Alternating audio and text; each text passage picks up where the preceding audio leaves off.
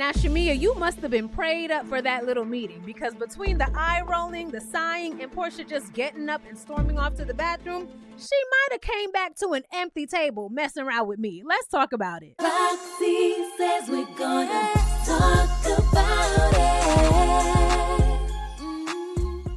Hey, what's up, y'all? It's your girl Roxiie with Roxiie Says, and we're going to talk about it. Today, we are reviewing The Real Housewives of Atlanta, Season 16, Episode 11. Let's get right into this review. But before we do, please don't forget to hit like, comment, and subscribe. Make sure that you hit that notification bell so that you are made aware whenever I post a new video. So we open up the episode with the Oakleys. They're on a little lunch date. We learn a couple things about Charles, okay? He's a retired pension-earning player. He owns multiple car washes in New York, all right? And he's been a coach of some team since 2017. So he keeps a job and he keeps a check. I know that's right. So we get Mr. Oakley in a joint confessional where Angela says that them bickering back and forth, that's their love language. And Charles was like, no, not really. Child, when I tell you that being in a relationship with Charles seems like an everyday fight, every single conversation that y'all have, you are going to be fighting for your life. And it's very clear that he does not give a damn about appearing to be a united front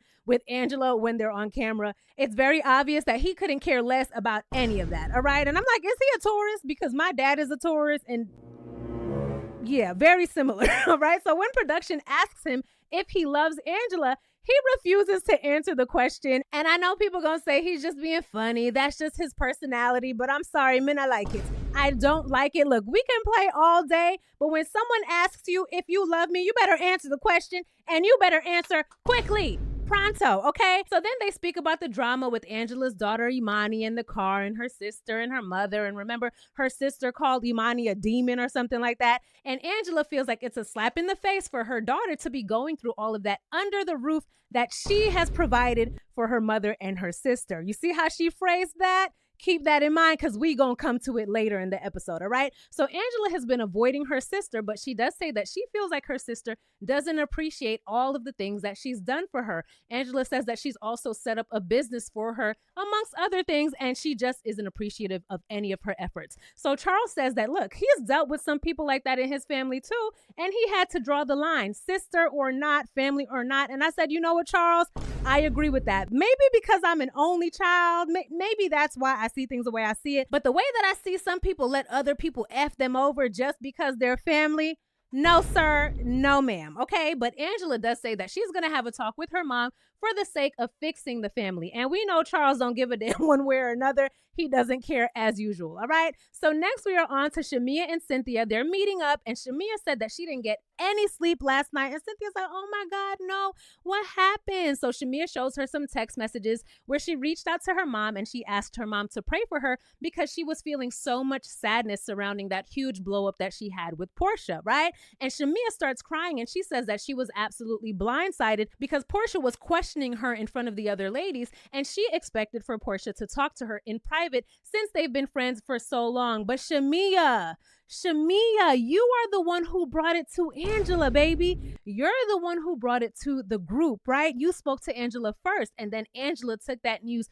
to Porsha. Now, maybe you weren't expecting for Angela to do that, but she did, and you started this, okay? So Shamea claims that she would never, ever sit with Angela and just have a conversation about her friendship with Porsha, and she claims that the way that it was presented, the way that it was brought back by Angela, is not the way that the conversation actually happened. So she says that Angela is the one who came to her claiming that Porsha wasn't a good friend, okay? And we have seen clips of Angela making those comments. Remember when Angela met up with Shamea and Drew at the studio, and Angela was like, you just gotta make sure that your friendship is being reciprocated, okay? Because I'm not seeing that. They showed us all of the clips of the ladies poking holes in Shamea and Porsha's friendship. But Shamea says that whenever anyone would make a comment like that, her response would always be, no, Porsha is a great friend to me. We go way back, blah, blah, blah, blah, blah. All right. So then they show us clips of Porsha being an unsupportive and shady friend to Shamea when she played her song for the group. We all remember that. And I'm just cracking up at the way that Shamea and Porsha fell right into Angela's trap.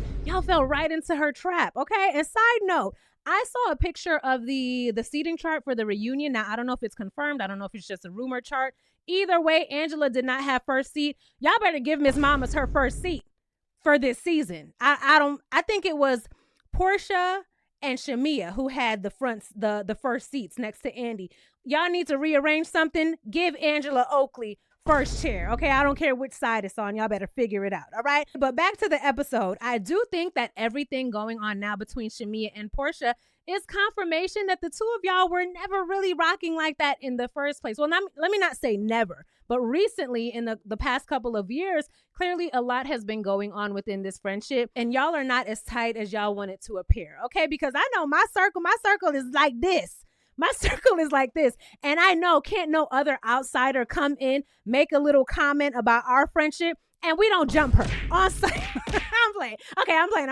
But y'all get what I'm saying. Can't no one come in and make comments on what we got going on and we don't discuss it first, or we allow them to see us sweat. Never, never, never, okay? It shouldn't have been that easy for Angela to shake these two up. So Shamea says that when Angela or anyone else would make comments like that, she would always downplay it. And I'm like, okay, Shamea, but did you say what Angela is saying that you said? It's one thing for Shamea to say, I didn't say any of those things. Angela is lying, but that's not the case. We know that's not the case because these are your true feelings, but you always said that you were afraid to bring them up to Porsha. So whether the conversation was started by you or started by Angela, you still said it, right? So you can't then turn around and say that you would never discuss you and Porsha's friendship with other people because you clearly have, right? So then Cynthia reflects on the similarities that this situation has with her relationship with Nene and how that all broke down, child. That's another story for another day, but she does say that it was really hard for her to navigate the whole situation. So she understands what's going on between Porsha and Shamea. And then Shamea says that her mom doesn't even know how to accept her,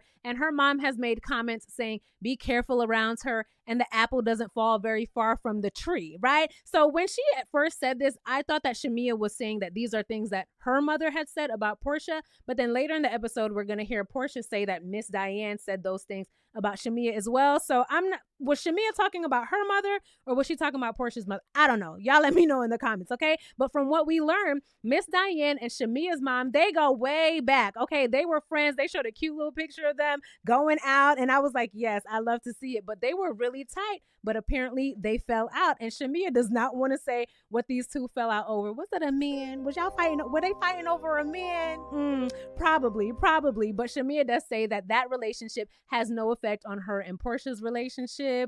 Okay, girl. So Cynthia tells her that she does hope that they work everything out because she knows that they have such a great time together. And they might, right? We see them have a good time together. But Miss Bailey, friendship isn't only about laughs, okay? When things get tough, y'all are both going to have to put effort into fixing the issue. Or Shamea is just going to have to learn where to file Porsha in the friendship folder, okay? Maybe Porsha is just her fun friend who she calls up when she wants to go on a girls trip, when she wants to go twerk at the club. That's Porsha. Maybe that's Porsha's role in her life, for the fun stuff. But when it comes to more serious matters, maybe she has other friends for that. And I think that that is part of growing up, figuring out how and where people fit into your life, or if they fit into your life at all, okay? So Cynthia claims that she wishes that she had a Porsha Shamea type friendship, and Shamea tells her, look, I may be able to be your new best friend because it looks like my relationship with my best friend is on the rocks, okay? So next we see clips of everyone on the show. We see Kelly, she's in her restaurant and the chef is cooking some chicken. We see Britt trying on outfits for Mike, Mark, whatever, because they're going to a wedding. We don't care. And then Shamea is picking out the single for her album, and she says that although she's very excited, it's a bittersweet moment for her because Porsha isn't there with her. And I'm like, well, girl, Porsha done missed other major life events, okay? This shouldn't be any different. And on a side note, remember when Shamea spoke about how amazing her sisters were when she was going through everything with her daughter, Shiloh, and how much they were there for her?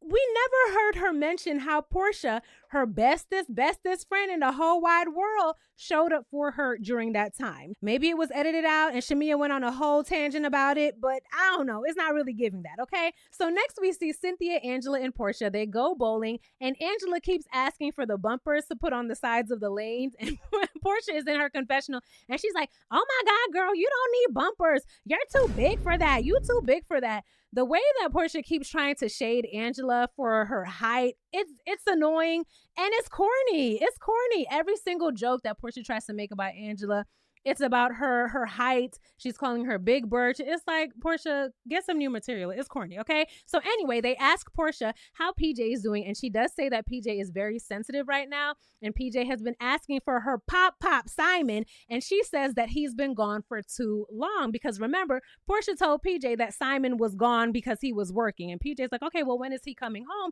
It's been a long time. So Porsha says that she texted Simon and he left her on red. We did hear her mention that earlier in the season, and Porsha says that she feels like every single day Simon wakes up and he tries to wreck her life. Listen, girl, you should not have had PJ around that man sitting on his lap calling him pop so soon, okay? Dennis is better than me because I would have straightened that out expeditiously.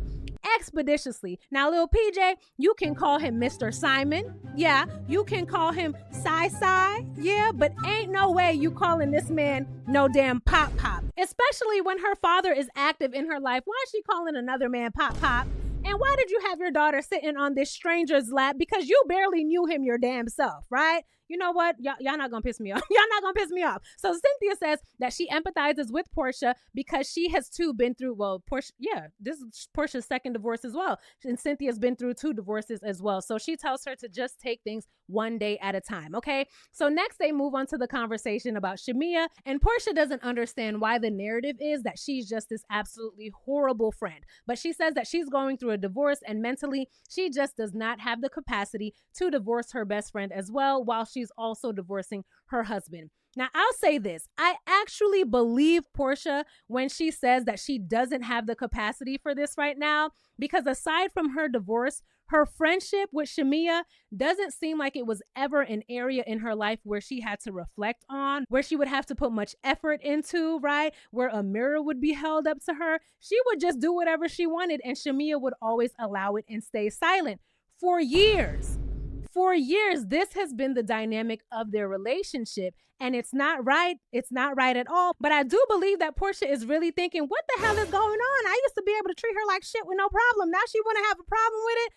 I do believe that Porsha is a bit confusion right now, okay? Because Shamea is finally trying to put her foot down in this friendship. So she wants to have a sit down with Shamea, and she's hoping that what they have is enough to salvage this friendship. And Porsha says that Shamea is her friend. Now, if you pay attention, Shamea almost always refers to Porsha as her best friend.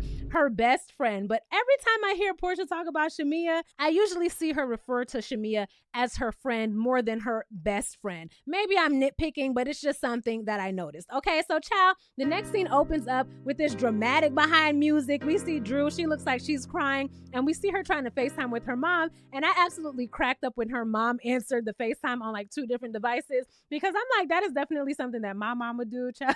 So anyway, we learned that Ralph is trying to get Drew's lawyer, Tanya, recused from the divorce case, and he's claiming that he is the rightful owner of Drew Sidora LLC, which she incorporated in the year 2005. And baby, when I heard that, I was like, now what in the Ray J and Princess Love is this? Because if y'all don't know, Ray J owns Princess Love's name, okay? I don't know if he still does, but he did for some time at least. And I said, yeah, that is crazy AF. So Ralph wants 40% of both of Drew's companies because apparently Tanya created a second company, a second LLC to shelter Drew's money, okay, during this divorce. And Ralph found out about it. So he was like, oh, really? Bet. Now I want piece of both of those LLCs. Pay up, okay? Drew says that she doesn't understand why Ralph is doing any of this because he does very well for himself. But in the next breath, she says that she still doesn't know any of the details regarding Ralph's finances. So how do you know how well he's doing if you haven't seen a bank account, a statement of an investment account, anything? How do you really know, right? But what she does say is that the way that he's coming for her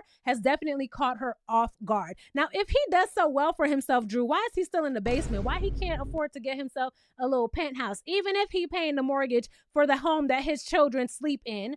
Okay, because he would have to pay a piece of that anyway. If he does so well for himself, why can't he afford to move out the basement? Is he just staying there to torment you? Is he doing as well as you think he's doing or as he's trying to portray? We don't know, okay? But Drew does say that she is the one providing for the kids 100%, and she doesn't understand why Ralph is trying to drain her dry. She also tells her mom that Ralph removed her security code from the system, and because of that, she was actually locked out of the house, and she had to go stay at a hotel. But when Ralph came home, he was able to get into the house through the basement with no problem, and he actually had to let her in from the front door. So Drew's mom says, look, Ralph thinks that he's hurting you with all those lies and all that scheming, but who he's really hurting are the children, okay? So next we see Angela's mom. She comes over, and in Angela's confessional, she tells us that it has always been her dream to take care of her mother and to have her mother living a particular lifestyle, and she was absolutely honored to be able to buy her mother her own home. So Angela is absolutely surprised when her mom tells her, yeah, I just got my new keys for my new house. Yeah, you know, we just got our keys. And Angela's mom says that she definitely appreciated the home that Angela had purchased for her some years back,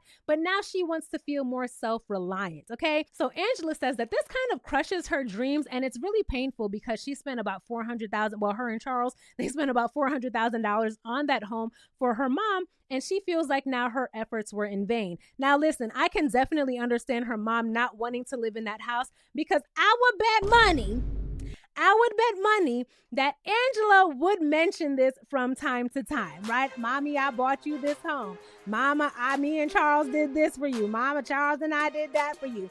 Even with the way that she spoke about her relationship with her sister earlier in the episode by saying all of these things are happening under the roof that I pay for. Don't nobody want to hear that shit all the time, right?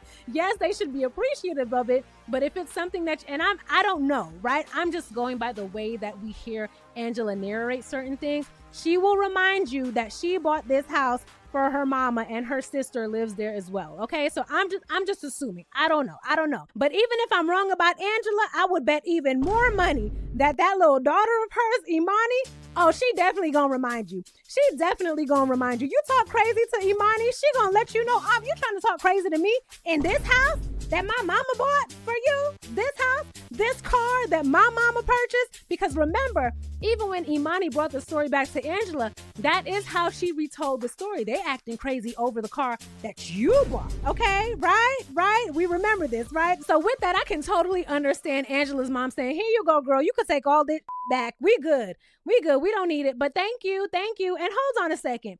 Why does Imani live with grandma and auntie and not you and Charles, Angela? What's that about? What's that about? Anyway, we get a flashback of Angela. She's on the phone with her mom while she's driving in the car with her daughter Imani, and she's telling her mother that she did not appreciate that her mom didn't speak up for her and defend Imani when her sister, whose name is now bleeped out, called her a damn demon, okay? We also learn more about the little argument that Mama Angela and Charles got into when Charles told Mama Angela that her daughter, his wife, Angela, can't clean, okay? Mama Angela did not appreciate that, and she blew up on his behind, and they haven't really spoken for about 3 years since then, okay? But she does say that she loves Charles, and he's like a son to her, even though they're almost the same age. I said, you know what? I see where Angela gets her shade from. And Angela was like, oh, Ma, come on. You're not going to talk about my husband's age. That was really funny. It was such a cute scene to me. I absolutely loved it, okay? So next we see Kelly teaching Chloe how to drive.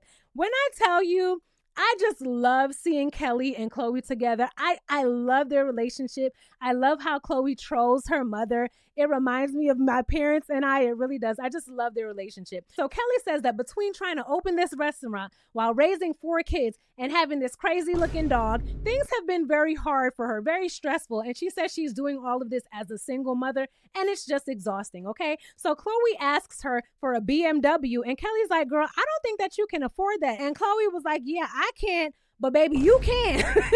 You can. And Kelly's like, look, I told you that I will buy you the car. I'll buy the car for you, but you're going to be responsible for the maintenance, for the upkeep. And Chloe says, yeah, that's fine. I'm going to have a job because I know that I'll be working in the restaurant for you. So I'm going to have a check coming, okay? So speaking of the restaurant, Kelly lets us know that things are getting super expensive and she wants to make sure that she doesn't overextend herself, okay? But she says that she will be hiring staff soon and she wants Chloe to be a part of that process with her. Child, in this scene, the way that Chloe kept finishing her mom's sentences, if you saw the So Chloe was trying to finish her mother's sentences and it had me rolling. Now, of course, it depends on the household and the relationship because sometimes it's not funny. It's just being disrespectful. But this was definitely a lighthearted moment and it was just so cute to me. I really, really love seeing Chloe and Kelly on the screen together. I really do. So next we get a Drew scene, okay? And it opens up with her song, whatever, Delusional, that's playing. It's a cute song. And I was like, okay, Drew, I see you, girl.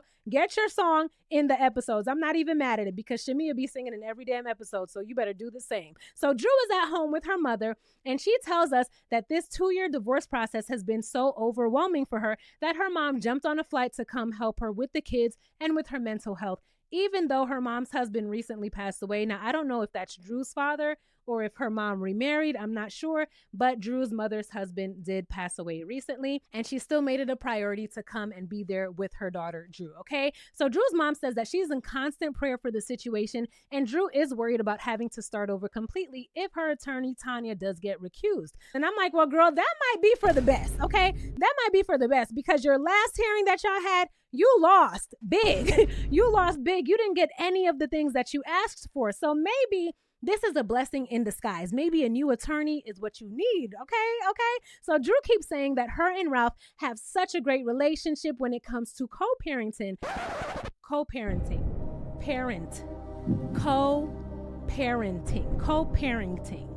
Not parenting.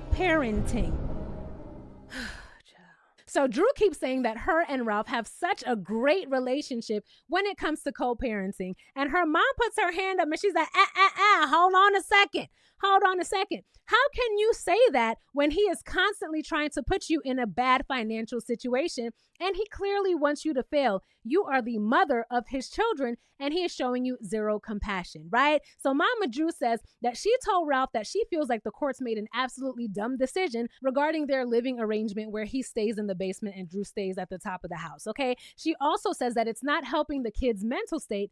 And she says, look, girl, your kids, they out of control, okay? She says they don't listen. They don't say grace at dinner time. They don't respect her. She has to yell at them all day. She was like, look, that's saying a lot because they used to listen to me. They don't even listen to me anymore, okay? And Drew gets very emotional to the point where she has to get up and leave because she says that she didn't know that the kids were acting out. But you can tell that Drew is living in a bit of denial because she asks her mom to stop talking about it. It's almost like she doesn't want to hear it. She doesn't want us to know. But Drew, we can see it. And many people have been through divorces as well. They know the effect that it has on the children. And then her mom starts crying because she feels bad for making Drew cry because she knows that her daughter is hurting right now, but she also wants to be real with her and about what she's noticing with the children. Now, Drew, I'm a little concerned that you wouldn't expect for anything to change with the children. How is Ralph living in the basement and you're shocked that there would be some type of change with your children's demeanor? You yourself said in a previous episode that the kids act up when it's time for you to leave and they have to spend time with their dad, right? And didn't you say that they're in therapy in preparation for when you and Ralph finally tell them about the divorce, right? You said that. Are you not debriefing with the therapist? You cannot ignore it, Drew. And I'm sure that seeing your kids hurt is the worst part of this divorce for you. I'm sure that this is the worst part for you, but ignoring it or pretending like everything is still normal is not the answer either, okay? But I definitely wish Drew and her children the best. I really do, okay? So next we see Shamea and Porsha. They're meeting up and Porsha asks the waitress for another table so that they can put their bags on it. That made me chuckle. But we see that they're both wearing cream, looking hella lovely. They both look really good. But we see that the conversation starts off very, very awkwardly. As soon as it starts, child, Miss Diane FaceTimes Porsha, and Shamea is immediately irritated that she answered the call, even if it was just to say, hey, ma, I'm gonna call you right back, okay? So Shamea is asking Porsha questions and not allowing her to answer. Shamea's like, so how was your week? Yeah, well, okay, well, how was your week, though? How has your week been? Okay, well, yeah, you had that event, so you had a big week. And Porsha's face is like, yeah, okay. But in Porsha's confessional, she says that this is unbelievable for her because Shamea has been secretly expressing her feelings to other people. Meanwhile, in Shamea's confessional, she says that her goal for today is to finally be heard by Porsha. So Shamea starts off the conversation with an apology to Porsha for not always being open about her feelings over the years, but it's only because she tries to handle their friendship with care. Shamea also says that she would have preferred for this whole situation to not have been brought to the group, and Porsha has to remind her that she is the one who brought it to the group when she had that conversation with Angela, okay? And instead of acknowledging that, Shamea says that the difference between them is that when Porsha does something mean to her, like talking over her music or making petty posts or talking over her in general, she doesn't go crazy about it right then and there. She lets a lot slide, okay? You got to stop doing that, Shamea. Got to stop doing that. But she does tell Porsha that these moments are still very hurtful for her, even if she doesn't say anything about it, okay? And while she's talking, Porsha lets out a sigh. She's like, child. That triggered me because I'm not even going to say what I would have said, but it was not a sigh of tiredness, okay, or exhaustion. It was a sigh, a girl, get to the point, I'm over this conversation type of sigh. That's what it was. She was like, straight like that, okay? And Shamea calls it out and she says, are you tired? Am I boring you? And Porsha says that she's just taking a breath because this is an uncomfortable conversation. And Shamea asks her, why is it so uncomfortable for me to express my feelings to you? We're supposed to be friends, okay? So in Shamea's confessional, she says that when she spoke to the other girls, she did confirm some of the things that they had asked her regarding her friendship with Porsha, but she did tell them that they are still in a good place. Porsha says that she doesn't understand why Shamea is bringing up things that they've already discussed and gotten over years ago. Porsha, the reason why is because Shamea never really got over those things. She just pretended as if she was over those things, okay? And you, Porsha, clearly have no self-awareness to realize on your own why Shamea would be hurt by some of your actions over the years, okay? So Shamea says that she's here to possibly salvage their friendship, and she tells Porsha that she's being very dismissive, okay? And Porsha tells her that she doesn't want to argue with her. That's what Porsha keeps saying, Shamea, I don't want to argue with you right now. I don't want us to argue about this. I don't want us to argue about this.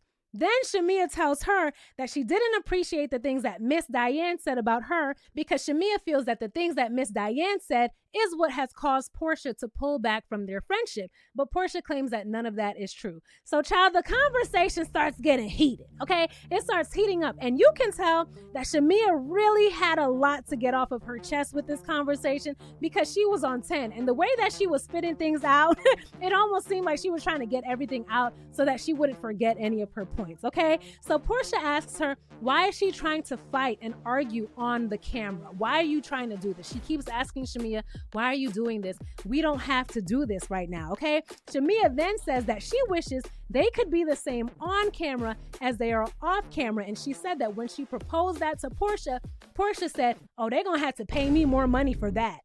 They're going to have to pay me more for that. Child, Shamea is letting it all out in this conversation. And Porsha is just telling her, Shamea, please don't do this. Shamea, please don't do this. We don't have to do this. In Porsha's confessional, she says that since they started filming, there has barely been any communication. So the relationship has already been strained before this conversation and before all of this started coming up. And I said, really? Y'all haven't been communicating? Why not? Why not? Why not? Were you feeling a way that she finally got a peach? What's going on, Porsha? What's going on? But Porsha tells Shamea that the way that she's acting right now is scaring her and that she cannot believe the show is causing her to act like this. Shamea tells us that yes, she is a new peach holder, and she feels like because now she is on camera and she's able to tell her side of things, it doesn't feel good for Porsha. Shamea also says that it's not about the show for her, but honestly, I can understand why Porsha would feel like it is about the show, right? Shamea, you yourself admitted that you have let things slide for years and you still held down your position as the good old shellac dog. You have, but now you're on the show and you're saying how you feel. Granted, you have every single right. You really should have had these conversations years and years ago, right? You really should have. But if the only major change that has happened is that you're now on the show, right? It's totally logical for someone to assume that you now feel emboldened to finally say these things because you're on the show. You get what I'm saying? I don't think that that's an irrational or an out of this world assumption for someone to make, okay? So Porsha starts crying and she starts asking Shamea to stop. Please stop saying these things. And I do feel like Porsha is genuinely sad about how this conversation is going. But Porsha, you are not going to be able to just cry and walk your way out of every tough Shamea conversation. You're going to have to sit and face the fire, okay? But she gets up, she goes to the restroom, and Shamea is just sitting there shaking her head like, Shamea keep making this face.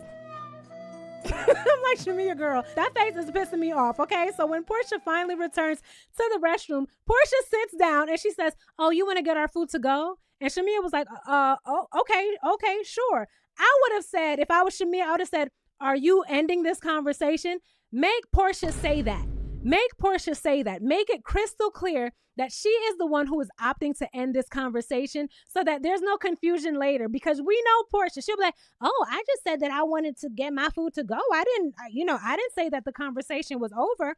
I still wanted to talk. She didn't, right? So the waitress comes over and she asks them, do you want me to box up the food for you? And I got to tell y'all how that triggered me. Quick story time. When I'm eating something with a bone, I just suck the bone, okay? Whether it's chicken, oxtail, okay, lamb chops, I just suck the bone. Unless I'm in a restaurant, then I'll save the bone so that I could do that in the comfort of my own home, okay? One time I went out and I had my bone set aside. I had some meat cut up. I had some potatoes and stuff. And the waitress came over and she's like, hey, do you want, are you guys ready to go? Blah, blah, blah. So we gave her our food. She boxed up my food. Child, when I got home, first of all, on the way home, I couldn't wait to get home and get to that bone. I couldn't wait to get to that bone when I got home. When I opened up my box and I only saw like the meat that I had cut up and my potatoes, she threw my bone away. She threw me bone away. I wanted to cry. I wanted to cry. Never let anyone box my food up from there. I box up my own food because I need my bones. Thank you very much. Anyway, Porsha was like, well, you weren't talking anymore, so I figured that you were ready to leave. Girl, what the hell are you talking about? You see what I mean? Girl, you went to the bathroom, right? You were huffing and puffing before that throughout this entire conversation. Got up, went to the bathroom, came back to the table, and immediately asked to get your food wrapped up. But you're trying to put it on Shamea saying that she wasn't talking anymore? Porsha, you do know that this is all being recorded, right? This is a show. You know that they could roll the tape back, right? Anyway, Shamea asked Porsha, girl, what did I do wrong in that moment to make you cry and get up and leave? And Porsha says that she's just human, and right now she's overwhelmed, but she doesn't want to lose her best friend, okay? So Shamea acknowledges that they're both going through some really tough times, and she often doesn't bring things up because she knows that Porsha is often in a fragile state, and she doesn't want to bring her any more grief, but she does want her to actually care about her feelings as well, and she doesn't want to feel dismissed, okay? And while she's talking, it's all over Porsha's face that she's zoning out. She's tuning Shamea out. She's looking down. Child, then she starts rearranging the silverware on the table, making hella noise. Shamea, I would have gotten up there. The second she took up them damn forks and knives and shit and started chopping shit on the table, I would have left. But maybe that is exactly what Porsha wanted Shamea to do, so that she can turn around and make herself the victim and say, see, I was trying to talk to her and then she just got up and left me. She just left me, okay? So when Shamea tells Porsha, look, girl, I just don't want you to dismiss me, Porsha says, got it. Check.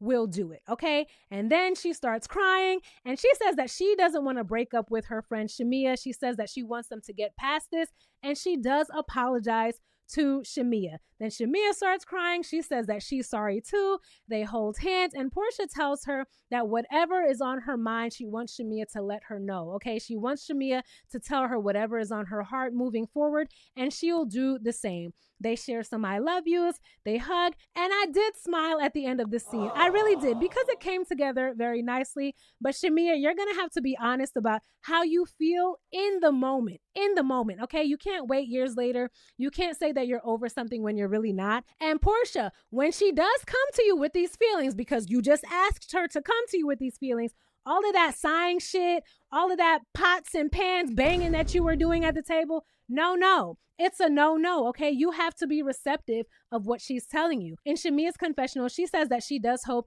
that they can get past this and rebuild their relationship. And in Porsha's confessional, she says that she has never, ever in her life done so much begging to stop an argument from happening, but she says that she is hoping that they can get to a better place and move on. And as most of us know, today, Shamea and Porsha are no longer friends. Okay, so we see that things didn't go that well after this conversation. But that's the episode, y'all. Let me know all your thoughts. You already know how we do. We'll talk about it down below. Don't forget to hit like, comment, and subscribe. Hit that notification bell. And I cannot wait to see you in my next video. Bye! Roxiie says we're gonna talk about it.